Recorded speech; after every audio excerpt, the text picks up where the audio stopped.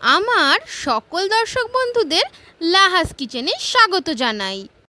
আজকে আমি নিয়ে এসেছি ঝুরঝুরে বাসন্তী পোলাও রান্নার রেসিপি। চলুন চটপট দেখে নিই। প্রথমে আমি 200 গ্রাম গোবিন্দভোগ চাল খুব ভালো করে জল দিয়ে ধুয়ে জল ছড়িয়ে একটি বাটিতে ঢেলে নেব। এই গোবিন্দভোগ চাল যদি আপনি ছাঁকনি বা স্টেনার দিয়ে ছেঁকে নেন তাহলে কিন্তু চাল পুরো ঝরঝরে থাকবে। এরপর দিয়ে দেব বড় চামচের 1 চামচ পরিমাণে ঘি, দিয়ে দেব 2 চামচ পরিমাণে গরম মশলা গুঁড়ো, 1 চামচ পরিমাণে হলুদ গুঁড়ো, 1 চামচ পরিমাণে ঝাল লঙ্কার গুঁড়ো। ঝাল লঙ্কার গুঁড়োটা আপনারা স্কিপ করতে পারেন, না হলে দিতেও পারেন। এরপর দিয়ে দেব কুচিয়ে রাখা কাঁচা লঙ্কা, দিয়ে দেব 1 চামচ পরিমাণে আদা বাটা, 1 চামচ পরিমাণে নুন আর পরিমাণ মতো 1.5 চামচ পরিমাণে চিনি। আপনারা চাইলে চিনিটা আর একটু বেশিও ব্যবহার করতে পারেন।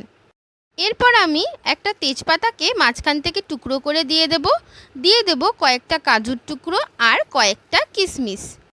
ইনগ্রেডিয়েন্টস কিন্তু আমি ভালোভাবে মেখে নেব। মেখে আমি আধা ঘন্টার জন্য একটি থালা চাপা দিয়ে রেস্টে দিয়ে দেব।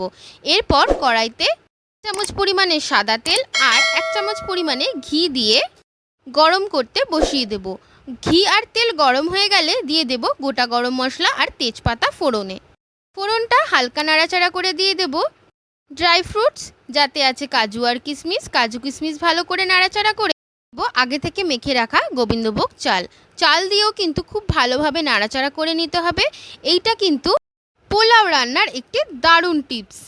এরপর দিয়ে দেব ঠিক 410 গ্রাম পরিমাণে জল। যেহেতু 200 গ্রাম চাল ছিল সেহেতু 410 গ্রাম পরিমাণে আমি জল দিয়েছি।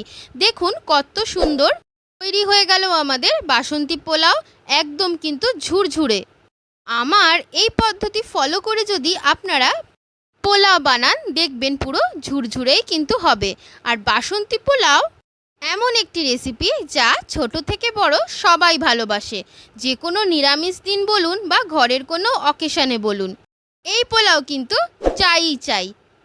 লাহাস কিচেনের এই বাসন্তী পোলাওর রেসিপি যদি আপনাদের ভালো লেগে থাকে তাহলে লাহাস কিচেন চ্যানেলটি ইউটিউবে সার্চ করে অবশ্যই কিন্তু সাবস্ক্রাইব করে দেবেন। আর ভিডিওতে লাইক কমেন্ট শেয়ার করতে কিন্তু ভুলবেন না।